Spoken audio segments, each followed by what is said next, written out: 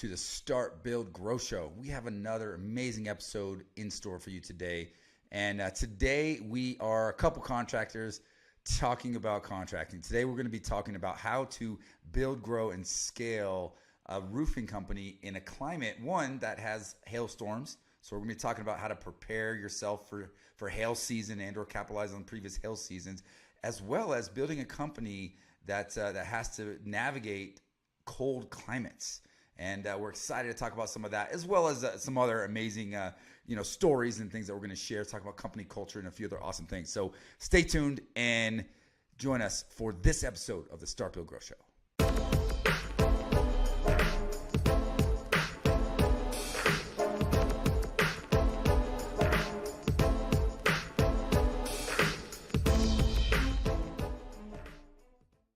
All right, everybody, welcome in. I'm stoked to have my boy, Anthony Markgraf, on the show today.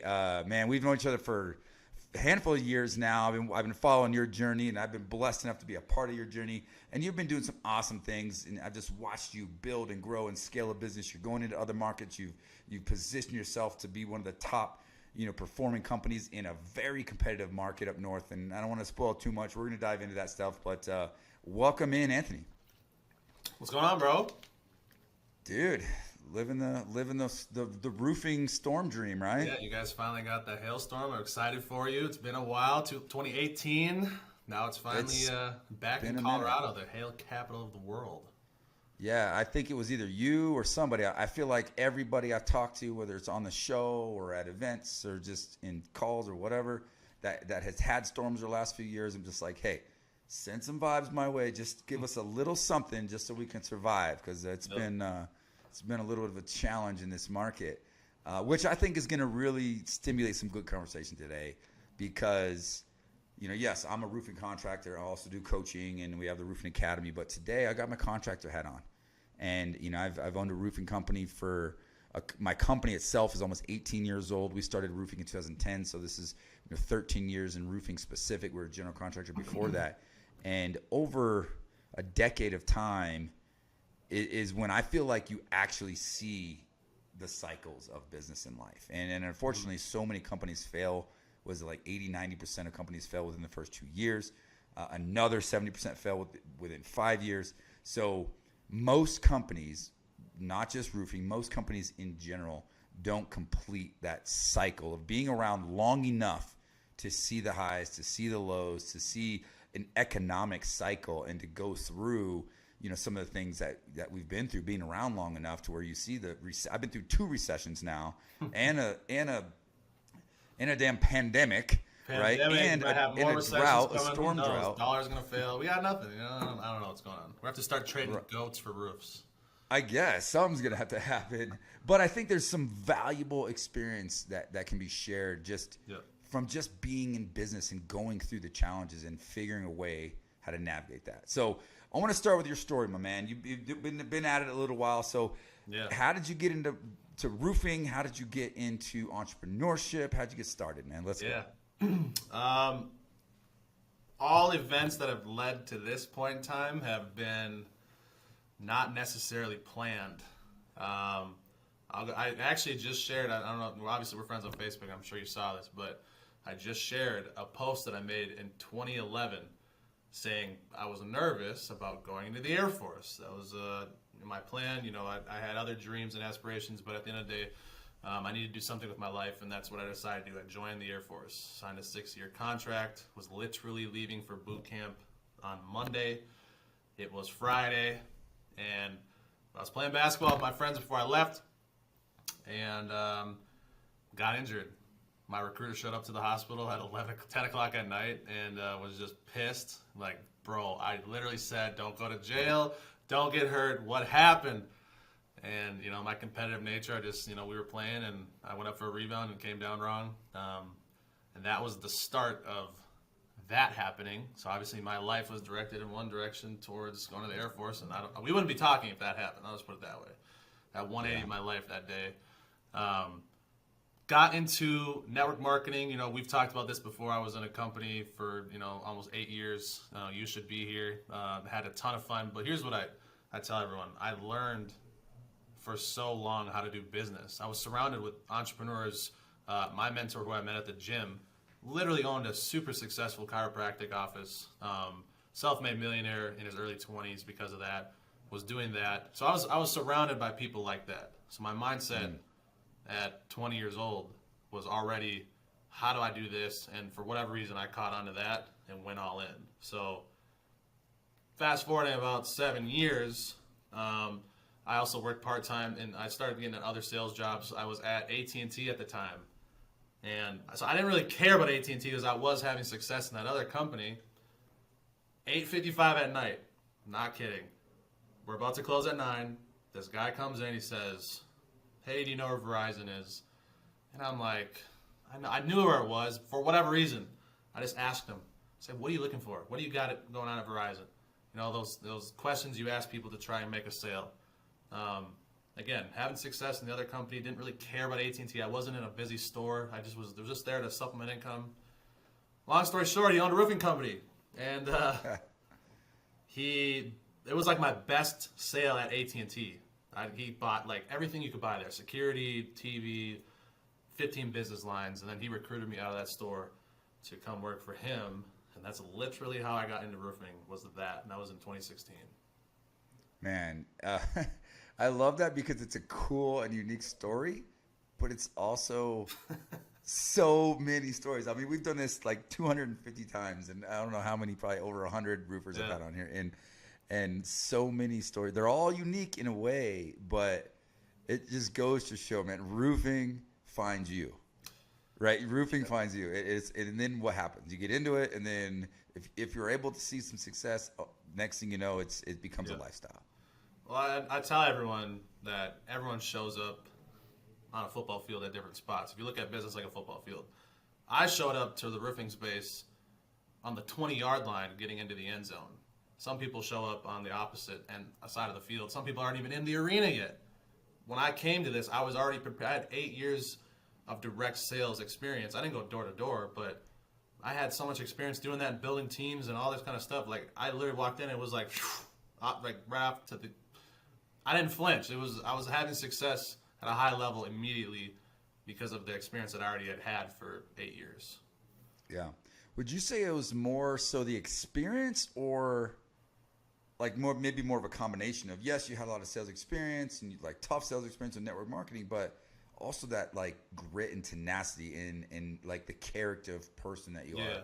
Was it more, which one stood out more, or would you give more credit to being able to get into industry and find quick success? Well, yeah, it's definitely my character, who I am. I mean, I tell everyone, dude, I wake up every day with a fire. I don't know where that fire comes from.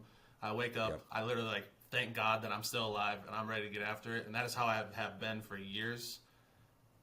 That was definitely part of it, with the experience of doing what I was already doing. So dude, it used to make my managers so mad because we teach people, you got to hit 100 doors a day. You got to, commit to full time and blah, blah, blah. And I was doing full-time numbers on 20 hours a week. And it would make them livid because you can't duplicate that. And I knew that. I used to tell people I was training, like, you can't do what I do.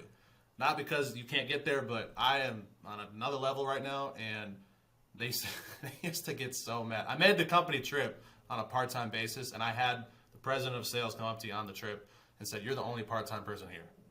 So it was both for sure, but I had that tenacity to go, and I knew what I needed to get done. So let's press into that. There's a lot of people going to be listening to this or watching this, and one, they're either maybe struggling with their own motivation or their own fire, or they're trying to find that diamond. They're trying to find that Anthony that they can get and bring into the industry and show them the pathway to success. And at least, because someone like you, myself, we're a lot kindred that way. We're gonna figure it out and gonna go off as an entrepreneur and be able to take that risk at some point. But on that journey, we were able to work for some really cool companies and do some good things for someone else along that journey. So as an owner, like, I'm all about, okay, you may not be here forever, but if I can bring a good person and provide a great opportunity and max out this whatever couple years we have together, why not, right? Let's do that. So if I'm listening and I have that question right now, what would you say is like for you coming into something like this and to seeing that having that sort of fire, like why, how, what do you think drove that? Personally, I personally just want an amazing life on all levels. Yeah. I do understand that requires to have income to do that. And for my version of that life, and maybe for you it doesn't, maybe for someone else it might not, but for what I want, that's where that is. So the fire, I grew up in a nice area in Minnesota. I mean, I had people within a couple miles of me that have $10+ million houses. So Yeah. you see that. One of my friends growing up, if y'all have ever heard of the company called Johnny Pops, it's in Walmart and Target. He owns that. His family also is ultra successful. They had an incredible life. So I looked at, and they were very humble too. So like if you met them on the street, you might not even know that. To me, that was like that's success, like at the highest level in my opinion. Yeah. So I was surrounded by people like that. I always wanted that. That's just what I wanted. Again, Yeah. maybe that's good, maybe that's bad. I don't know. It's just what I wanted. So that's for me. It's more a discipline than motivation. Motivation goes away. You have to have discipline. Yeah. What are your goals? How are we going to get there? The numbers are the numbers. Yeah. I love that you bring that up too, because it's so easy. It's easy to get motivated and be excited about something, especially when you get like a storm or you're just getting into something new. But a lot of entrepreneurs, we have this shiny object syndrome and complacency sets in, right? We're super excited when there's things that are the unknown happening, when a new business is going, we're hiring people, there's all this like activity going on in our life and in our business. And then what happens? Once you go through, like we talked about cycles right at the beginning, like you go through a couple of years of that, and you're like, what's next? What's next? You're always chasing that excitement.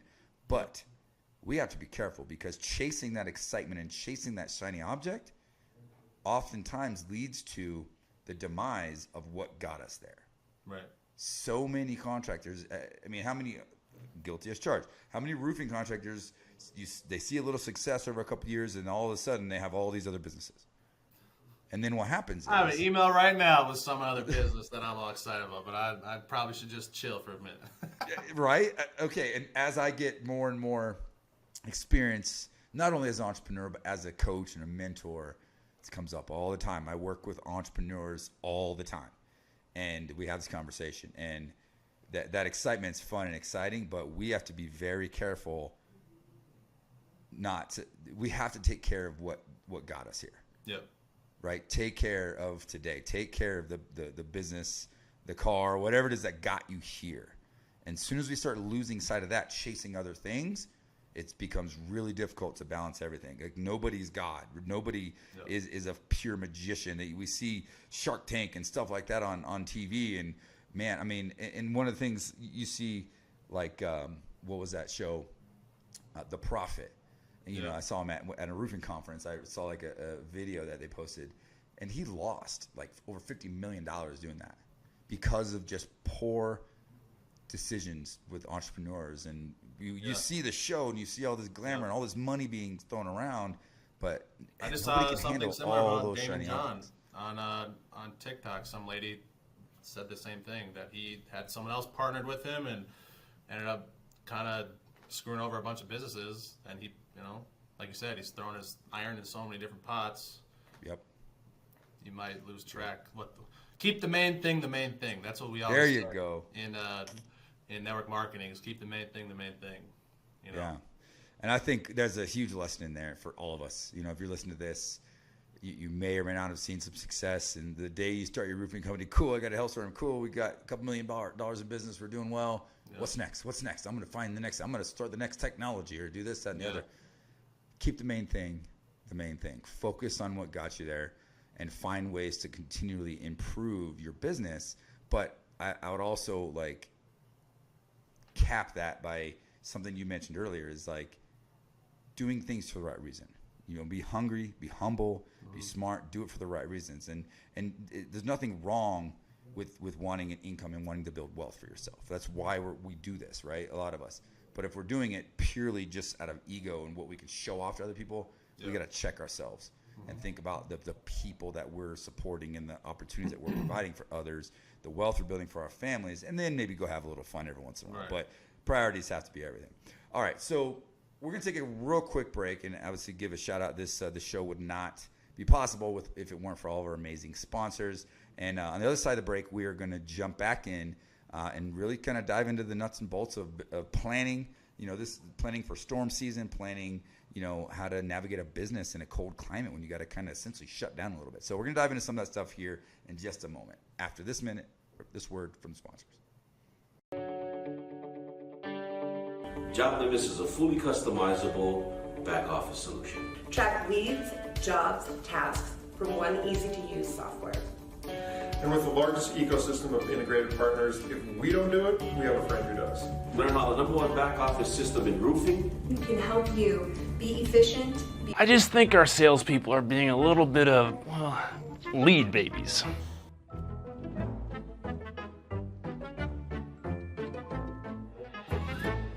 Yeah, we don't say lead babies. It's okay for people to specialize in selling instead of canvassing and lead gen for themselves. We call them roofing sales professionals. Surprisingly, sales are way up as we built heavier duty lead gen systems and let our salespeople be roofing sales professionals.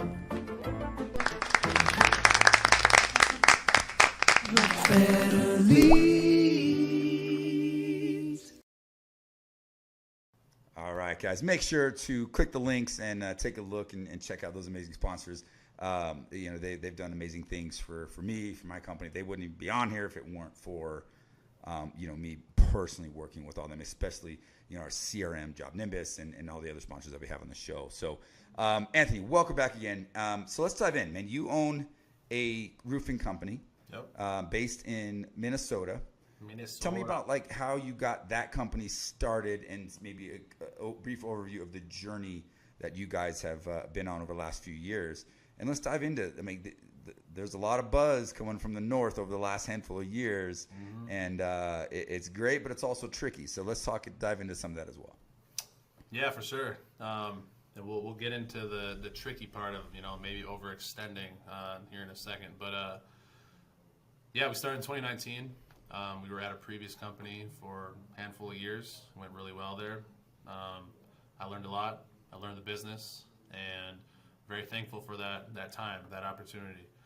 2019, we decided to do our own thing. Me and I have a business partner. We're both 50-50 owners. We work like yin and yang. We're complete opposite, but it works really well. So he does the technical side, the production side. Oversees that whole end of department, and I do culture building, sales, marketing. That's kind of my end of it. So we work again really well in that realm. Going back to the point that I brought up about the goalposts and on a football field, we showed up when we started this company with a lot of experience.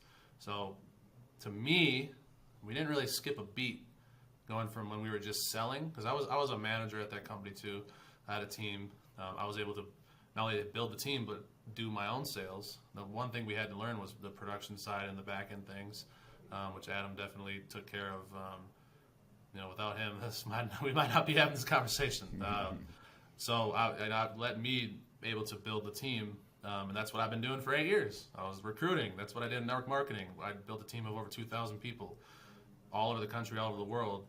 I kept that aspect here, so we brought a lot of people that we knew on from that arena and brought them here, and jumped out the gate just selling. We started this company with $2,000. I know a lot of you probably did not do that. We took the opposite route because we couldn't get loans. We didn't have it now. I quit at the company I was at. I quit and left commissions on the table. So I didn't have a ton of money sitting there to prove that I could pay back a loan or anything. And if you're aware, they don't really give money out to new businesses. So we just started selling. We didn't raise a ton of money. We just went. The first job we ever did was a $9,000 roof. And I had to freaking drink with the guy. He was an alcoholic, literally getting drunk at 9 in the morning. He was like, "You want a drink?" "Sure, it's Thursday and I'm the owner now. I'll have a drink with you." Gave me half a cup of vodka. That's how we started. And then, started building the dream with other people. I'm really good at recruiting, so I started recruiting my friends, people that they knew. And over the years, we've had a lot of ups and a lot of downs. between those people coming in on. And this year now, and going into our 5th season, is the first time that I'm actually out recruiting outside of people that I know. So this is we've done everything up until this point, which is people I know. You mentioned we had a huge storm last year. A lot of companies went crazy and hired 40, 50 people. I was more interested in building our foundation. Sure, we could have hired a couple more people maybe and made, some little bit more money, but I was big on let's get this layered so we can handle true growth, not a spike and then a downturn. I don't want to do that. I want to we've done this the entire time. I'd like to stay on that trajectory versus one amazing year and then having to figure it out next year. So. And that's, it sounds simple, but that's tremendous insight that so many of us, it's easy to overlook. It's hard too, because I know we could have probably done last year, and that, looking back, that's a hard decision to make, but we're probably going to be better off the next 5 years and beyond because of that. We can always hire more people, but, you don't want to screw it up. You can get yourself in quick trouble of overextending yourself in business, especially in our business where you're doing huge projects. Oh, yeah. Yeah, and people don't realize, it's just sales cures everything. I'm just going to sell. But if you don't have the structure and the financial strength and the systems and the production and all the things backing you up to be able to actually handle that and be sustainable, you find yourself in a position where you're just constantly playing defense. You're constantly having to throw people at problems. Oh, well, this is a problem in my business, so let's just hire somebody and throw them in that job. Next thing you know, you're overextended. You have this huge overhead and a lot of people working, and then winter comes. Then the next year comes. You don't have this massive storm, and you have everybody needing all these things, and all this money or this AR that you built up or this money that you made is now just getting drained because you're trying to float your business when you don't have that sustainable revenue coming in. And this is, again, one of these cycles that roofers have to go through. And some of us never get through it, and some of us never learn. But hey, if you're listening to this, hopefully you can learn. And it comes so quickly off the tongue because I've learned this from experience. Yeah. We grew, we scaled, and learned a lot of lessons. But we've managed to just adapt. We've managed to create systems. We've managed to train ourselves how to be more of a fiduciary and more of an entrepreneur and more of a CEO than just a hustler. Recruiting our friends and family to come to sling roofs for us, right? So let's talk about that a little bit, because you've really grown a lot in that area too. And I did too. We started off as I know people, I can recruit people. Let's just throw people together and find friends, find family, and build something. But at some point that starts to turn, and then you start to become more intentional about it. Yep. More intentional about, okay, I need to put the right person in the right seat and not just a human body that I can sell and convince to come do this role. Yep. Let's be more intentional about that. Let's talk about that journey a little bit.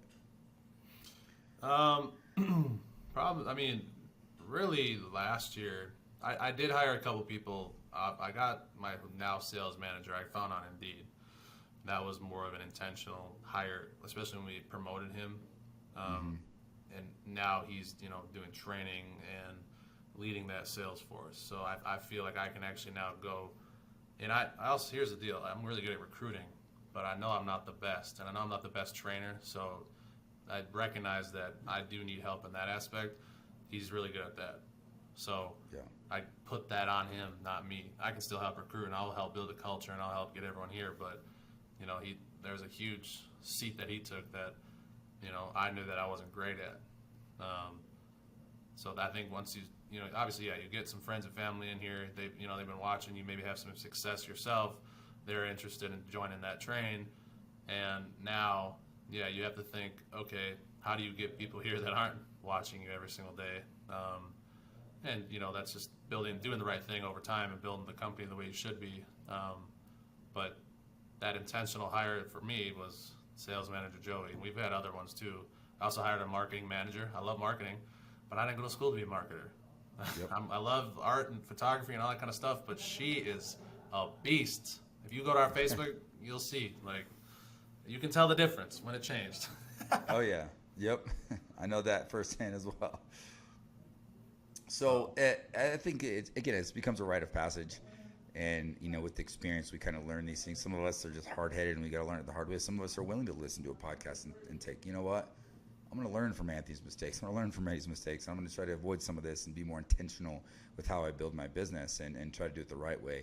You know, this actually came up the other day, or actually earlier today, when we talked about just reflecting on, you know, our rise. And so I've had so many like friends and family and people come with the company, and they've worked. Some of them have seen some success, some of them have not.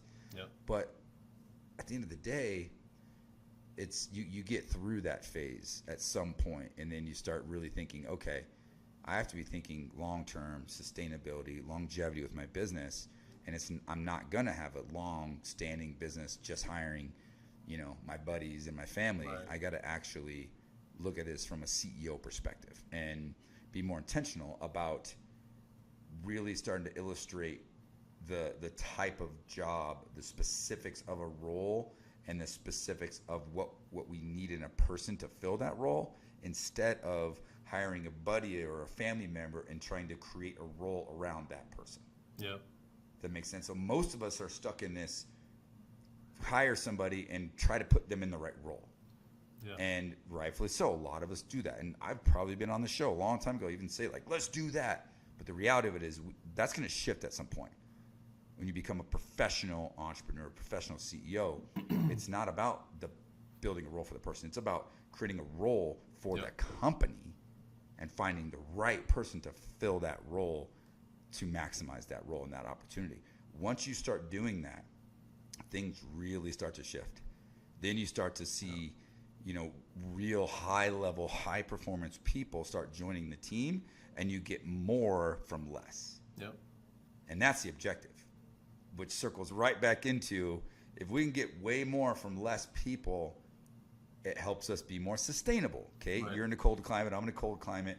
How do you prepare for that? Like, how do you deal with, you know, a short roofing season and then a long cold winter? Like, I've always, we've talked before, but man, this is a question of how the heck do you know do it? know your numbers on every level, but mainly your sales numbers. You know, you have to know what you need to. You have a goal, obviously, in the beginning of the year. I mean, you can kind of see behind me. I have all of our goals written behind me, and you come in my office, everyone can see them. I think it's good to write things down. I was going to mention that's actually when we hired the marketing person, the sales manager. We actually had Connor from the Roofing Academy in our office, and we identified what we needed, and we came up with a list of people that we need to hire, and we started banging those out. You know, so it was more intentional with that. But yeah, I mean, you have to know your numbers. You have to know how long you have. We have about 35 weeks in Minnesota.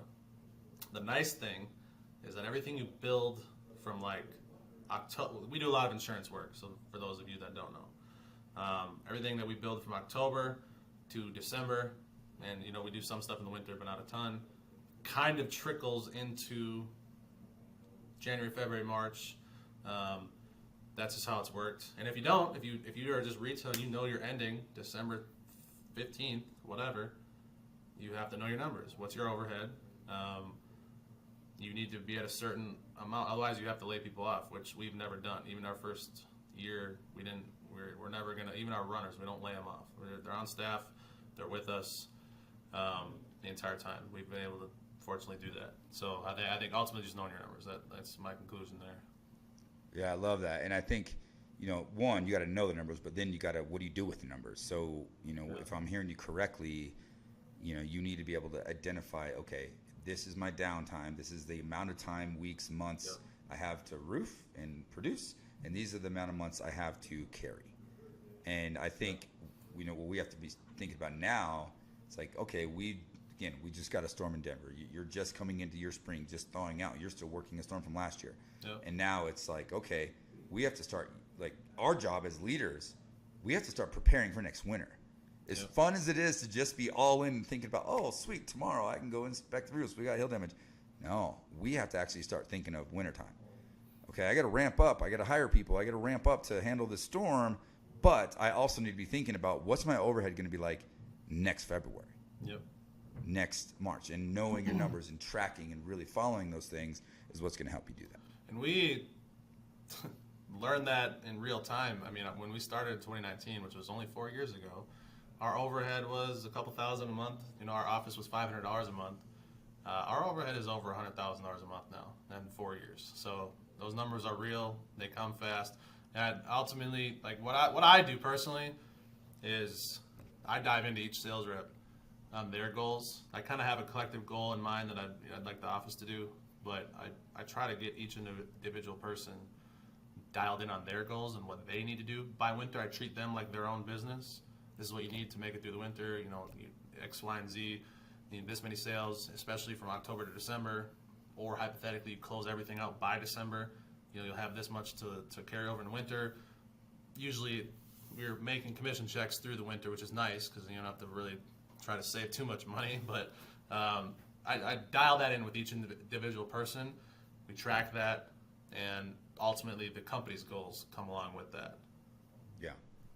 Yeah, I love that. I think, you know, another, I guess, rite of passage is we have to embrace our changing role, because at some point we have to be, you know, switch from being a friend, a buddy, a rah-rah motivator to a coach.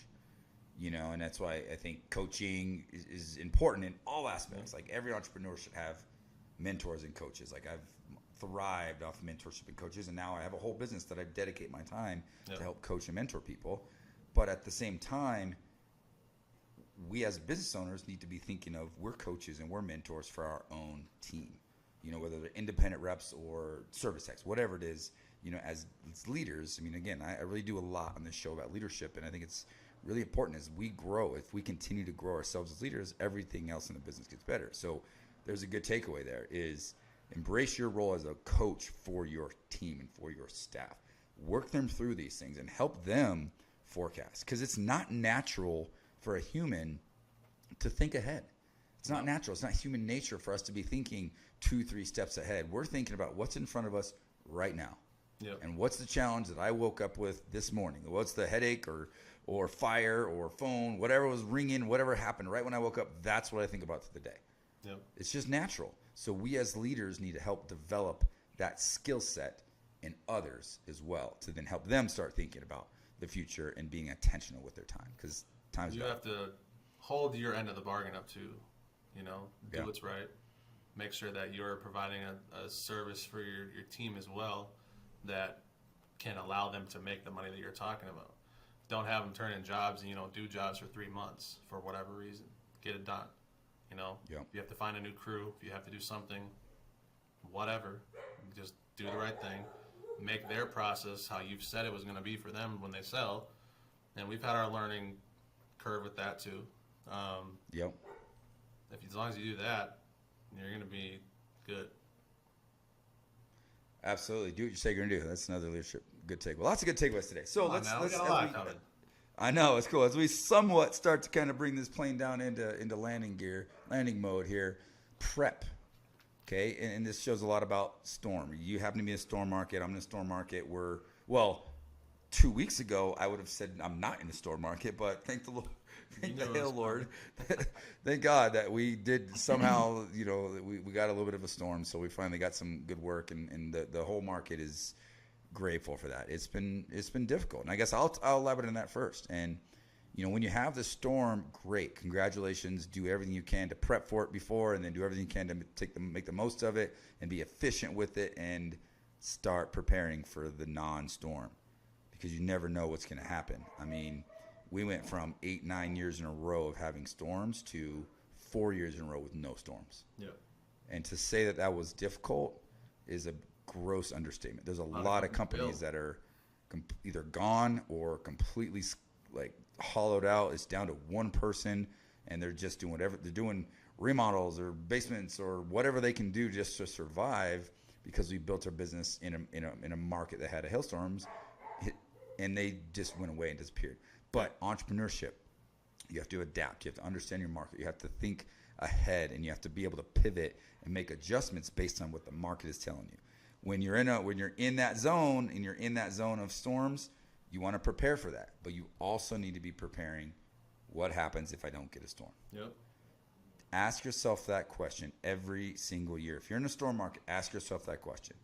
Beginning of the year, it's a new, you're wiping the slate clean. start the year off, I wouldn't even ask yourself the question. I would just assume you're not. Assume I'm not getting a storm. What processes, what am I going to do to focus on my brand, to work on other areas of the business to then be sustainable in an environment that I don't get a storm? And then what I got to do is plan, and at the same time, I got to have a storm prep plan. What happens if we do get a storm? Yep. But I don't want to only focus on what happens if I get a storm and then not get a storm. And now I'm like, oh no, what am I going to do? Right. So we're not going to dive heavily into that because we're focusing on the storm side. Prepping, planning. You've had a handful of years in a row with storms and in a storm market.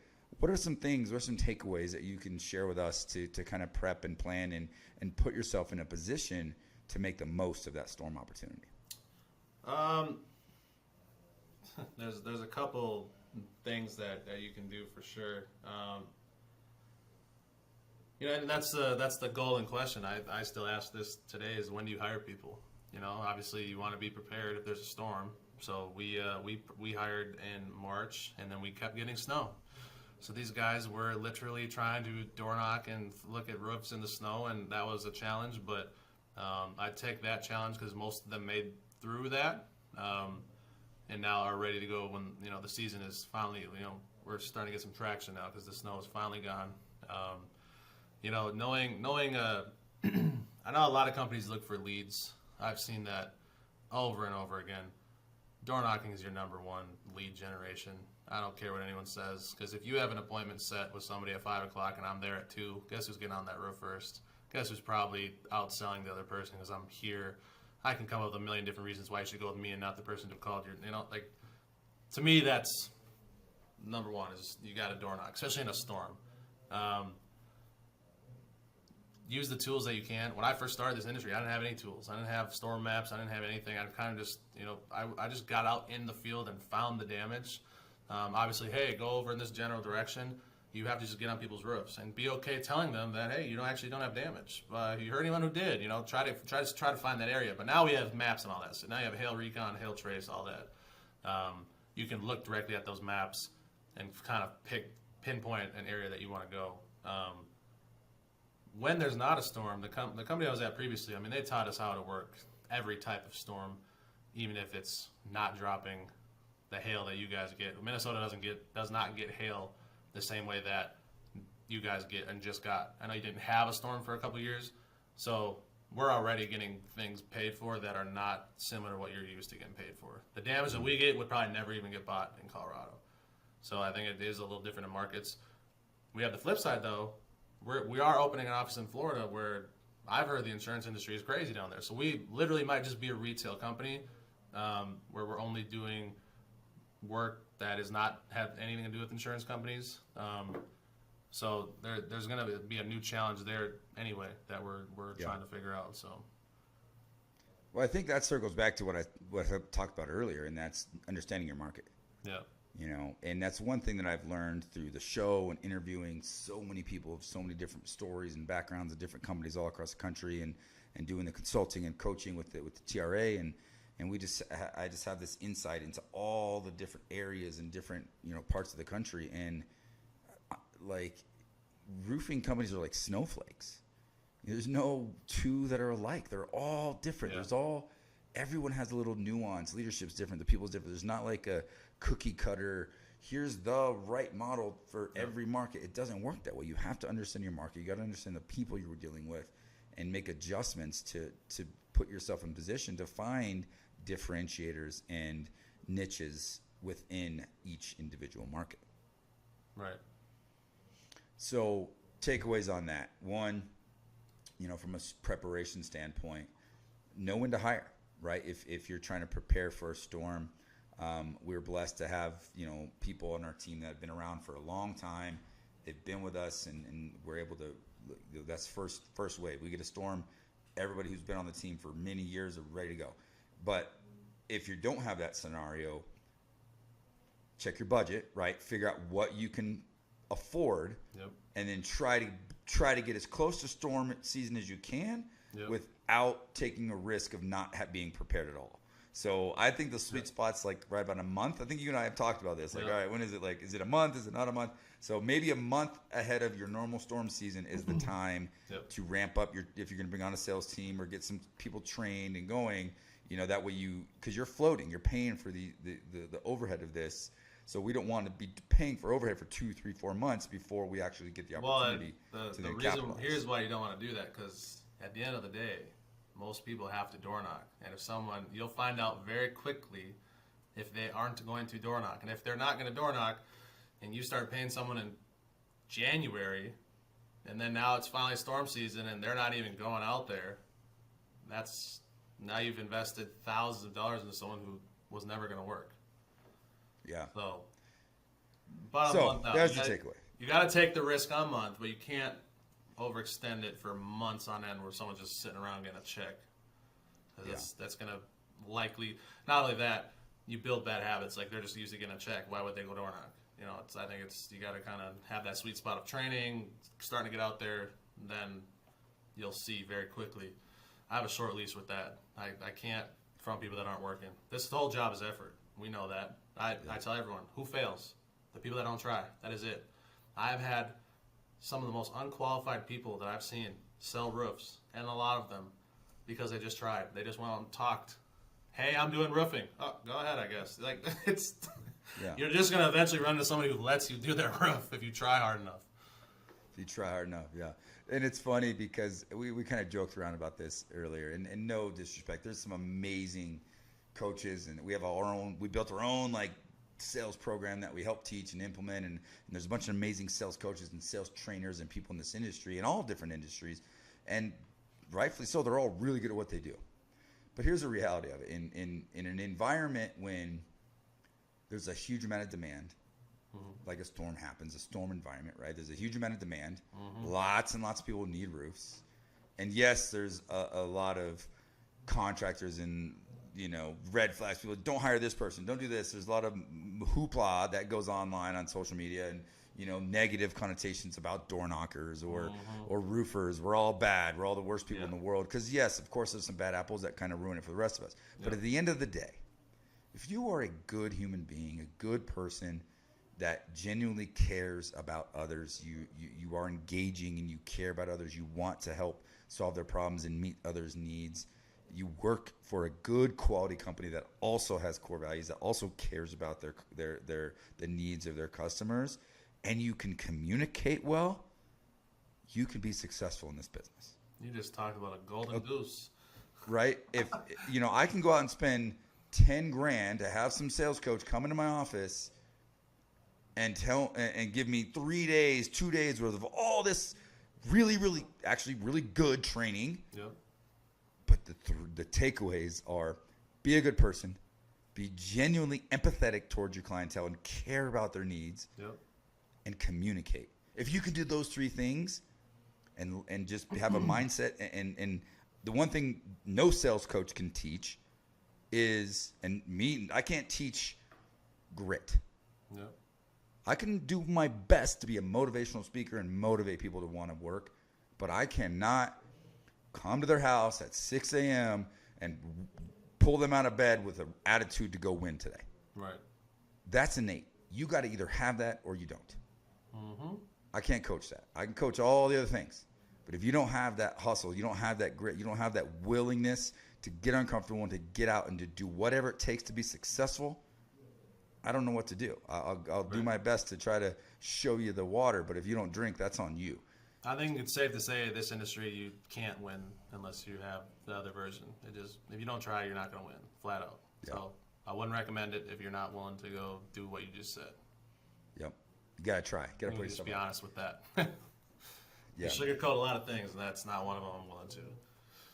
Yeah, and rightfully so. Effort, right, is huge. And just so much about just be a good person, man. Just be a good human being. Why can't we just do that? Why is it so hard? It's easy. Just be good, right? It sounds so easy, right? But, all right, man, it's been awesome hanging out with you today on the show. For those of you who may be just joining us or just listening or just seeing this for the first time, thank you for joining us. Feel free to reach out to us in the comments. leave a comment, leave a question, share this out with your friends, share it on social media. Make sure to subscribe, whether you're watching whatever channel you're watching on or listening to it. Make sure to subscribe to the show. You'll get notified when we have other shows. We've been doing this for over 5 years now, and there's some amazing content. We've had some amazing interviews, and it's a lot of fun and just a great resource to help start, build, and grow yourself and start, build, and grow your roofing company. And in true fashion, I'm going to put Anthony on the spot. Come on now. And ask for what is your golden ticket, my man? What is the one thing that you want to share with the audience that you think is going to have the biggest impact? Something that I've kind of, thrived off of is, most people will overestimate what they'll do in 1 year, but they underestimate what they'll do in 10. So in other words, you'll quit after a year when you don't have all the success that you thought you should have had or wanted or all that. You're looking at a product, which I'm finally having that success that I've always known I was going to have after 11 years straight, every day. I'm not saying I don't have ups and downs. Of course I do. But 11 years consistently believing, following the path. The vehicle for me changed. The direction didn't. I was still going in one way. I was going to get to this point one way or another. I didn't stop that. 11 years straight. So if you want something, you have to stay committed to it. And that's it. I love that, man. I think there's a funny cliche, and I almost this is on my list of books that I wanted to write. Don't steal this from whoever's listening to this, Chris. I might do this, but it's called Overnight Success in 10 years or less. Right. A little play on words. Like, that's what it takes. There's no such thing as overnight success. It takes a decade to see that success you want. So are you committed? Are you going to show up each and every day and keep striving to learn, to grow, to get better? Yep. And as you do, as you get better as a leader, guess what happens? Your life gets better, your business gets better, and everything in the people around you get better. So Flat out. appreciate you guys listening. Thanks for joining us, Anthony. My man, Anthony Markgraf with Clear Cut Exteriors out of Minnesota. And thanks, everybody. Take care. Make sure to like, make sure to subscribe, and God bless. Like, comment, share, baby. Let's go.